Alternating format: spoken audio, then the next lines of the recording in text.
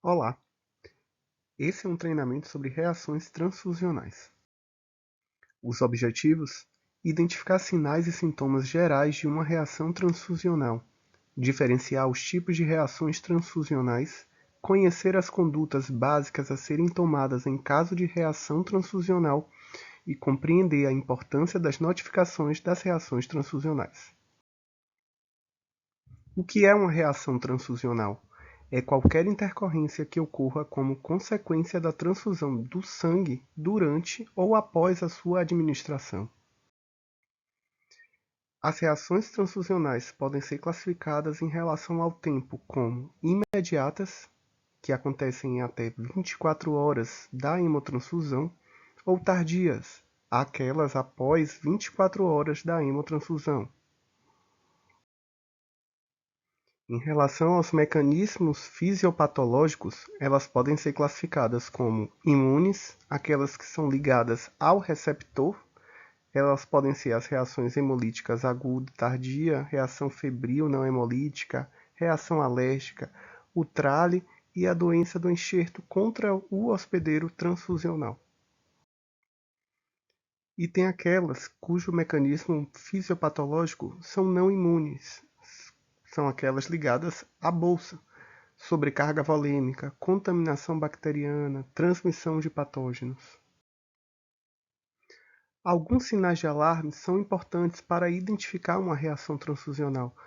Febre e calafrios, aumento de 1 grau na temperatura corpórea ou maior do que 38 graus, calafrios mesmo sem febre, náuseas e vômitos, sintomas respiratórios, dor, seja local, seja uma dor torácica, uma dor abdominal, manifestações cutâneas, alterações agudas da pressão arterial, icterícia, colúria, todos são sinais de alarme que durante uma transfusão ou após ela ter acontecido, liga esse sinal de alarme para se pensar se houve ou se está tendo uma reação transfusional. O que fazer então na suspeita? Então temos o sinal de alarme, temos uma suspeita de reação transfusional. Então o primeiro passo, interromper imediatamente a transfusão e comunicar a equipe médica de plantão ou a equipe assistente. Segundo lugar, manter o acesso venoso com salina a 0,9%. Verificar os sinais vitais do paciente em terceiro lugar. Em quarto, verificar se esse hemocomponente ele foi administrado no paciente correto, então falhas de identificação são importantes de serem buscadas. Às vezes você pode, se acontecer algum tipo de troca daquela bolsa no paciente errado. Em quinto, manter o equipo e bolsa intactos e encaminhar esse material à agência transfusional. E seis, registrar as ações em prontuário. Além dos passos anteriormente citados, é de suma importância o preenchimento da ficha de notificação de hemovigilância. Essa ficha contém os dados do evento adverso, dados da transfusão, dados do paciente e dos tipos de reação transfusional. Essa ficha, após preenchida, deve ser encaminhada para a agência transfusional da unidade. Falarei um pouco sobre alguns tipos de reações mais importantes, começando pela reação hemolítica aguda. A etiologia são anticorpos presentes no plasma do receptor contra antígenos presentes nas hemácias do doador. A clínica é de calafrios, febres, hipotensão, entre outros sintomas. Prevenção: cuidados principalmente com a identificação do paciente, das amostras da bolsa e vigiar os primeiros 15 minutos da transfusão. Temos a reação febril não hemolítica.